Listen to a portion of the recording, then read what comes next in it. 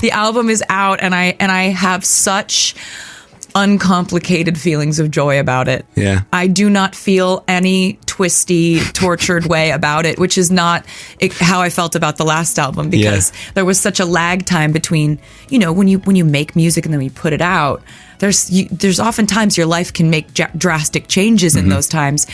With this album, my life is in exactly the same spot as when I wrote the record. It's a full picture of like the full life experience, which for me is like, there's always some element of drama that someone is forcing into my consciousness, which is fun to write about too. But, you know, I made this album with Max Martin and Shellback, who I hadn't worked with in maybe 7 or 8 years. And in the time that we kind of took a break from working together, we were all out there honing powers of different types. And one of the things I was really playing with in our time away was writing in character and kind of developing these characters and these character arcs and things.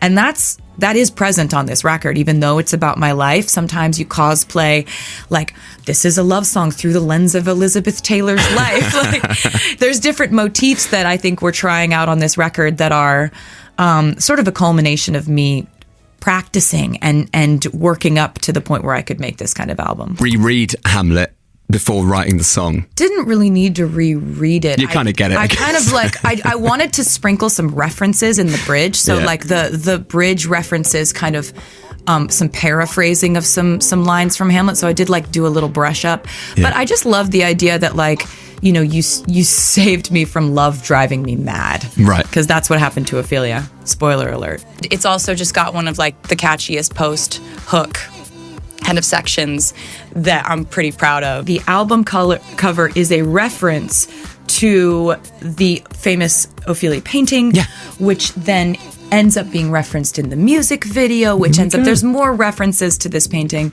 I directed the music video, which was so fun to write and direct. Father figure? Yeah. Wow.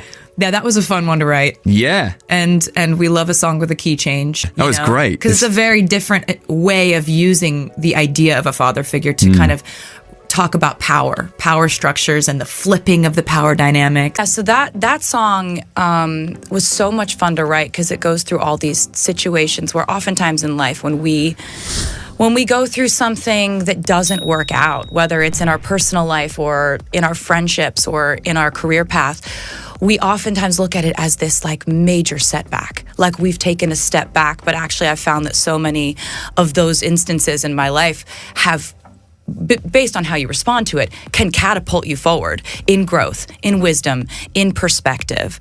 And I think those are the things that I've tried to like find to be the most attainable qualities and the most aspirational qualities in growing up is like, can you react to certain situations in a way that benefits you and the people around you and essentially like acquire wisdom because of it. And so Opalite is a song about like kind of forgiving yourself for having gone through something that didn't pan out the way you wanted it to. And it's because it says, you know, like all of the perfect couples like would look at you and like when you know, and when you don't, you don't. And when you're not in that situation, when you don't know, you know that you don't know. You know that you don't know. And so it's like it's giving yourself not have it all figured out or not marry the first person you ever dated. You know, like stuff like that. Like I'm just happy that song exists, and also like that chorus I'm really just stoked about how like absolutely infectious and borderline narcotic it is. Well, I have like favorite words, favorite phrases, things that I'll put in like an endless file of lyrics that I'm just constantly gonna like go and cherry pick from when I'm writing. And I had written down the word opalite because I learned that it's actually a man-made opal. Like opal can be man-made just like diamonds. And so Travis's birthstone is an opal. So it's like that I've always fixated on that. I've always loved that stone.